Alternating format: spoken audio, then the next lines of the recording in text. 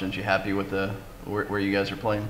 Yeah, absolutely. You know, we don't have to track across the country and go to somewhere like Washington, so makes it nice to go to a city like Nashville, fly in there. It should be a pretty easy place to get to, and I've heard some good things about the course. Haven't played it, seen it myself, but heard it's a good test and one that on paper should suit us well.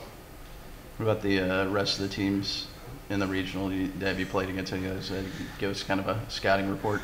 Yeah, you know, Vanderbilt's hot right now. They won the SEC, and we played them early in a 6-count-5 format and beat them, but this is 5-count-4, so they're a little bit stronger in that format. But at the same time, we've played well against them, and they're going to be tough to beat, though, playing in their home state. And you know, Georgia and some of the other teams that are in there are good teams and have good players at the top. Even Lipscomb, you know, we don't hear much of. They have a really good player that's ranked, I think, top 30 in the country. So, yeah, we have our work cut out for us. We'll have to play well. You always do to advance, and so we need to go out and take things serious and prepare well and let the chips fall where they may.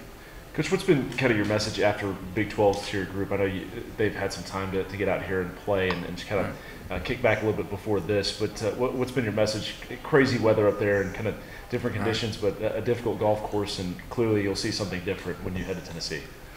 Well, I think we handled the resiliency piece well there. That was the challenge to them at Big 12, and I think we did really good with that. We just didn't quite execute on the things that it takes to challenge for a win in that kind of field. And, you know, the small things like getting the ball up and down, making the easy putts, and you know, that's a little bit abnormal for us. We'll clean those things up. We've been working hard on those things and putting a lot of reps in. So I think we'll be just fine.